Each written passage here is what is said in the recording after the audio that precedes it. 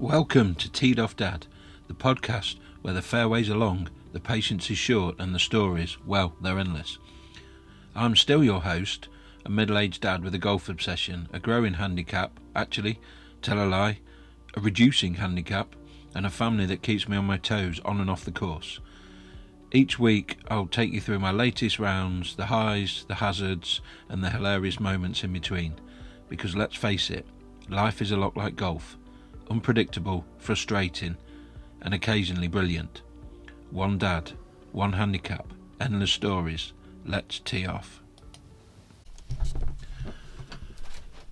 And in a change to the scheduled listings for this episode, Happy New Year everybody! Now today we're in January, so we've gone through Christmas, we've gone through the New Year, we've got snow, what have you. But over the Christmas period, I had one realisation: I actually do miss golf. I went to the driving range and I loved it. Just an hour. And yeah, I miss it. Need to speak to the specialist. I've got a meeting coming up early January. So the sooner I can get back playing, even in the cold, even in the rain, I just want to get playing again. It was at a real good... I only went on my own, playing... Started off with a few bits on shots, which I'll talk about. But yeah, it's things like that when you haven't played in ages, then all of a sudden you go and you're like, actually, why have I not done this? Why have I not created time for myself to go and play? So yeah, Happy New Year, and let's start this year as we mean to go on. I'm going to start this podcast, episode 8, with a health update. I've had my appointment with a specialist where I had 2 20-minute MRIs, one on my right hip, one on my lower back, and I've also had x-rays in the same areas. I went in confident that the specialist would know exactly what the issue is and we could start figuring out what to do to make it better. Since I've had the MRIs though, I've noticed been in more discomfort with my back and my hip. It seems to happen more frequently and it takes less time to set off the pain and annoyance in my hip or the muscles on the right side of my hip. Sitting with a hip specialist, thinking he's got all the info and answers in front of him, only for him to sit down and say all the test results are in, and unfortunately it's not your hip. We looked at my hip up on the screen, though I'm not sure what I was looking at. He says it was my hip, so I'll take his word for it. He says there's nothing wrong with your hip. In fact, both sides look good. There's no excessive wear, no problems like that, no arthritis, anything like that. What he did say is he thinks it's my back. Apparently it's showing a narrowing of the spinal cavity where the main nerves run. He then comments he's not a back specialist, but as a doctor he would argue that's where the problem emanates from. So I'm now on another waiting list for the back specialist to get hold of me. Which, between that and now recording this, I have an appointment early in the new year. So I'm hoping from that I'll get some type of resolution. But ultimately there's now no chance of me playing any golf at the moment, or I'd say until at least mid-January. Even going to the driving range or the indoor is just too much. It's just uncomfortable, and I don't really want to put myself through it, even though it may be to the detriment of my golf game. On the other hand, my mood was slightly lightened this week. I bought an older GoPro camera to record my golfing trials and tribulations next year, but when it arrived it had a memory card in it. Now I tried to connect to the camera with the computer, but I was unable to because it was already registered to the previous owner. Now this previous owner called it Bob and Sue's GoPro. Now I assume for anybody over the age of 40, there was a film, they'd know the film, called Rita, Sue and Bob 2, and it was a film with 2 women and a bloke. So I had visions of all sorts going through my head that was going to be on that memory card. Now the plan was, don't look at it, wipe it, and then start from fresh. but to allocate the camera to me, I needed to go onto that, and thumbnails came up. Fortunately, the pictures were of the people that had it previously, and they were just like the kind of comedy error pictures of, you just see the upward view of the face, or you see the ceiling light or the window, or just them images where you're not intending to take a photo but it takes one. I'm sorted with that now. I've registered for myself. The SIM card or the memory card is all sorted now, fresh, ready to go in the next year. Now I'm realising I'm a bit of a sucker for thinking a bit bigger picture at work, and I got caught a couple of years ago. I had a really good idea to do a workflow conference, as I'm a senior estimator or commercial manager at a construction company. My plan was to do a conference for all the national estimators and commercial managers, where we talk about what we do every day, what can we do differently, what do we actually do differently, how we can all improve, etc. Now, as a manager of a small team, I was thinking big, trying to think national, because we are a national firm. After doing the first conference, my first words back to my boss were, and I quote, "If I ever decide to or suggest arranging that conference again, please tell me I'm a flipping idiot and feel free to punch me." Now, forward 9 months, all of a sudden, I have the fantastic idea, do I arrange another one? I spoke to my boss. His first words were, "I do think it's a great idea, but you do recall what you said last time?" And I looked at him, turned my face and said, "Here's my chin." We had a bit of a laugh. Anyway, organised that now. I don't know if I got all excited, but I decided I was organising it. We do what I want, and we'll have a round of golf at Crewe, where the hotel was, a 2-day conference.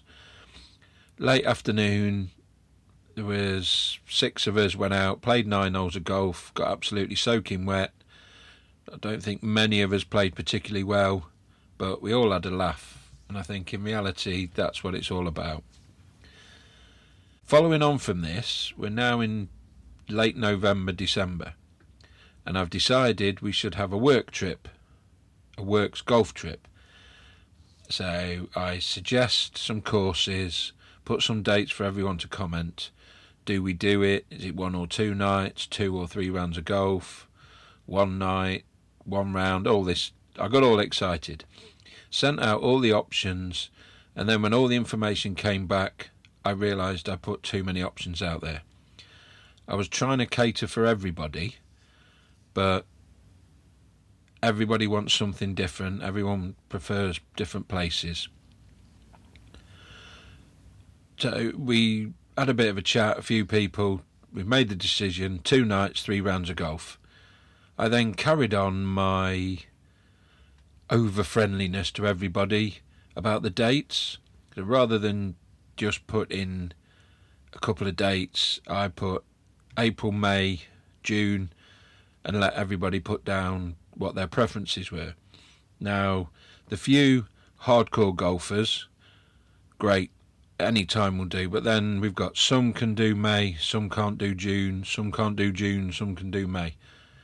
And in the end, I had a chat again with a couple of the guys and just said, most people can do early June, let's drop it in, let's put it in the calendar. And again, next options, where do we go? After the original questions, I decided North Wales. Nobody really wanted to go to Celtic Manor, nobody really wanted to go to the Belfry. And I suppose one of the discussions we had was, when you're going on a golf trip, you want it to be memorable. And the thought with like North Wales and the courses on the northwest coast of Wales, you've got some that are actually, you're playing alongside the sea, a beach one side, links courses. And that was our decision, really. So boiled it down to 2 options.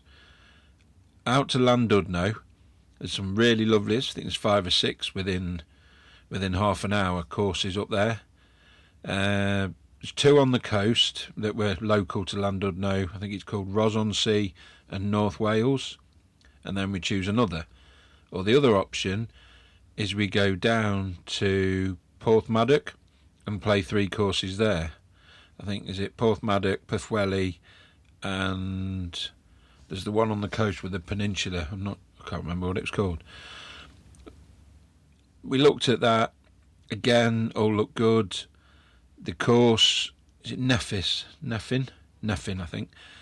Really lovely golf course. 27 holes and 9 go out on a peninsula, so you've got the sea either side, and on the way back I think you play over a lifeboat station. Not a lighthouse, lifeboat station. So providing the weather's fine, that's an option. Again, looked at it all, did all the pricing, went to, I think it's North Wales, or Wales Golf Holidays actually, and they put a really good deal based on playing North Wales, Ross-on-Sea, and then conveniently Abergele on the way out as we head back to England. So June, we have a 3-day golf trip booked. So the back and hip injury kind of scuppered my winter plans. Now, my plans for this winter, because I'm giving up my membership, I won't be out on the course anymore. I decided I'd go the indoor driving range, go through my bag, and just get a feel for distances, shot shapes, and actually try to do, 3/4 swings, half swings, and just develop my golf game. For example, my 60-degree lob wedge. I know I'm not hitting it right, but what is the consistent full swing of my lob wedge? Again, what's me 75%, or is it 9 o'clock if you work on the clock face? Just keep going, see how it goes, and even try getting a little bit more technical, put in ball position. But originally, work out, go through my bag, starting at the lob wedge, my 60-degree. Does it go 60, 70 yards? Then my 54-degree pitching wedge, am I about 85 to 90? My 48-degree, 105, 110, pitching wedge 125, 9 iron 135, 140, 8 irons about 150, 7 irons probably 165, 6 iron 180, 5 iron like 190s up to 200, and my 4 iron 220. So that's my plan. That's where I think my figures are. That's from playing last year. And just go through that. As soon as I'm ready, get all them numbers dialed in, and while I'm doing it, actually look at what is the most common shot shape, because at the minute I think I've got a right to left, so until I've done this exercise I won't know for sure. Again, I need to work on alignment and just understanding what I hit. Now, we know we're always going to, I kind of come to the realisation that at my level I'm going to duff chips, or I'm going to duff shots occasionally. But if I know when I hit it, how far it's going and what it's going to do, then I think that's going to be a great attribute on the golf course, knowing what I'm doing and how I'm playing.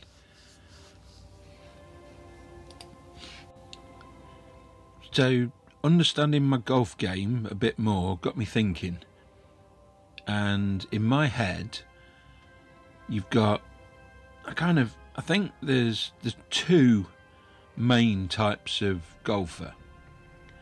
You've got your sociable, just wants to go and have a laugh type golfer, and then you've got your bit more serious that goes to the driving range, does different shots, tries different shots, gets used to their clubs, just spends time and effort on the driving range.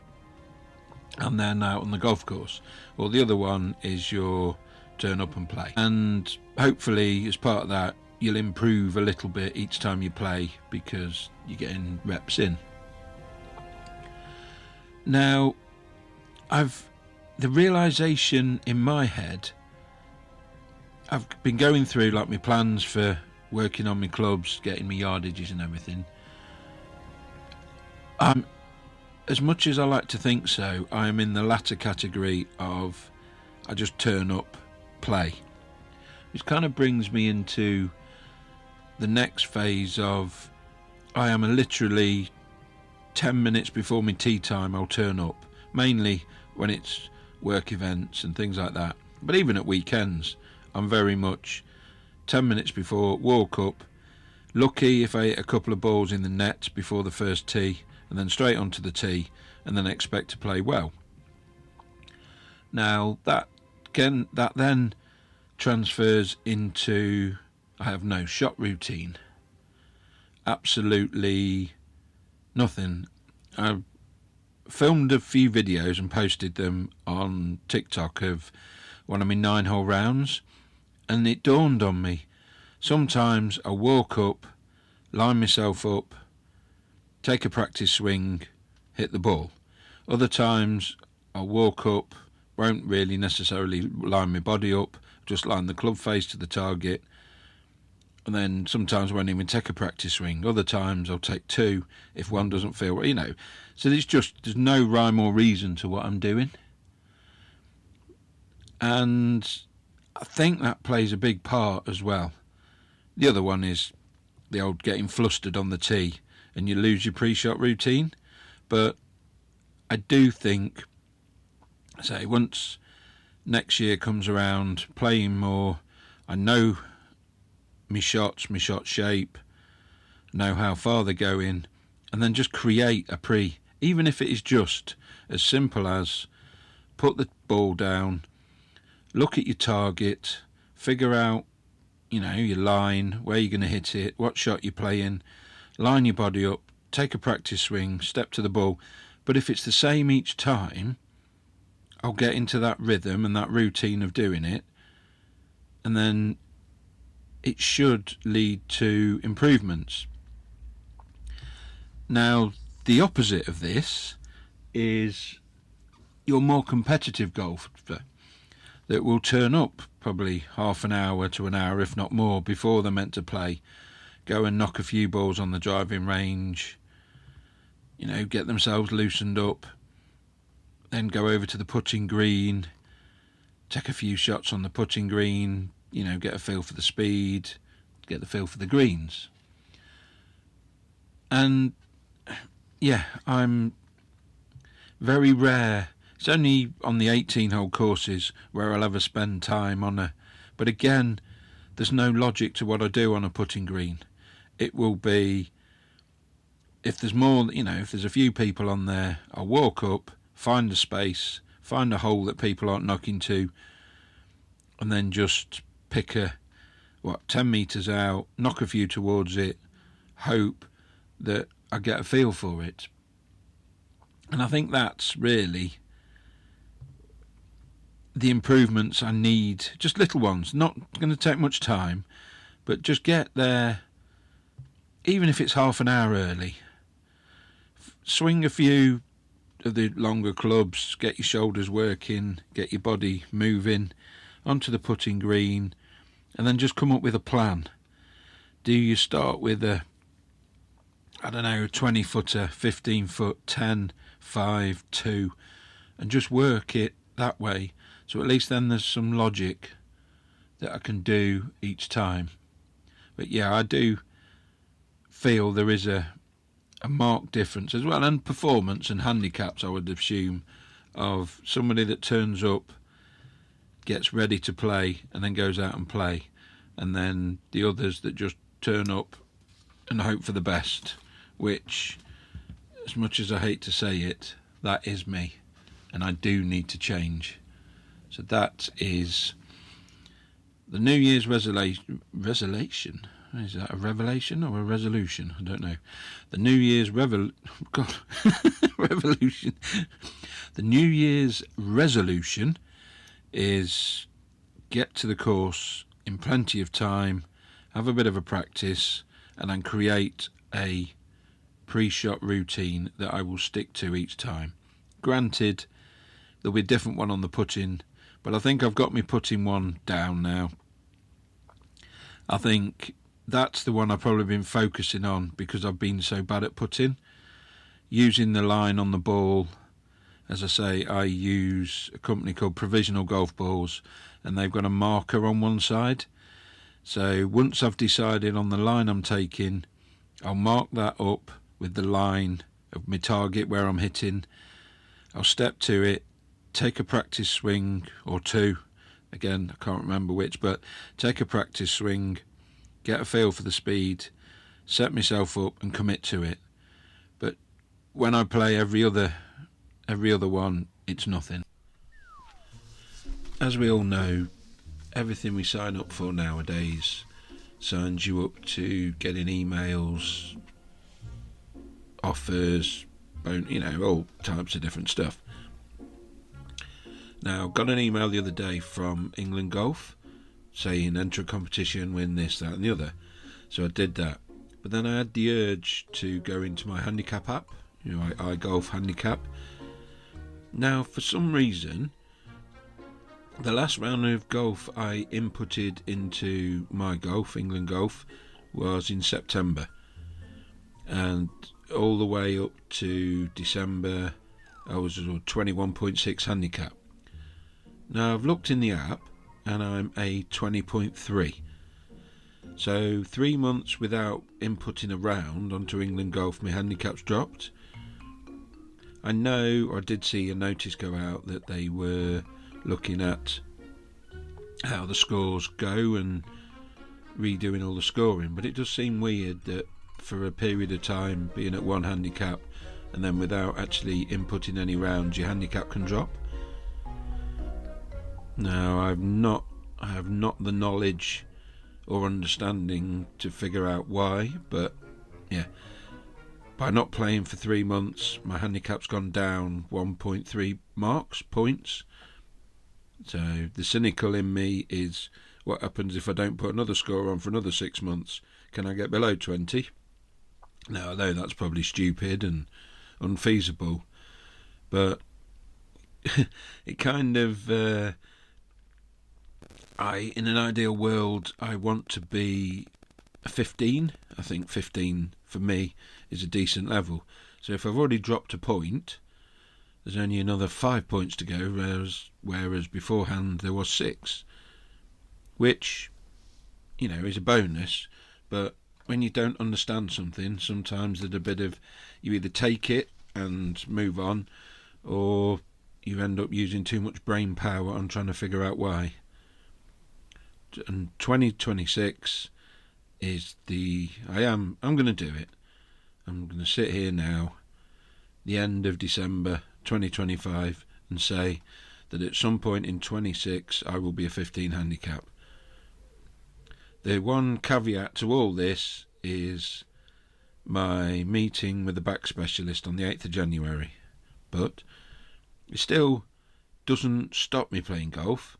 It's just I will struggle, and it'll cost me an arm and a leg on buggies. But I'm going to get to 15. Now, I'm going to stick my head on the block. I have reached out to a couple of golfers, either YouTubers, social media golfers, and I think I'm going to try and get interviews with them. Now, I know it's not easy, everybody has their motives, but for me, now I've got so far down this road, this is number 8 or 9, I'm getting to the point where a lot of people might be thinking, oh no, it's just him droning on again. So my plan is not to do interviews in the normal interview sense. I want it to be a little bit irrelevant, a little bit humorous, and touch on probably the the sides of golf that people don't always openly admit.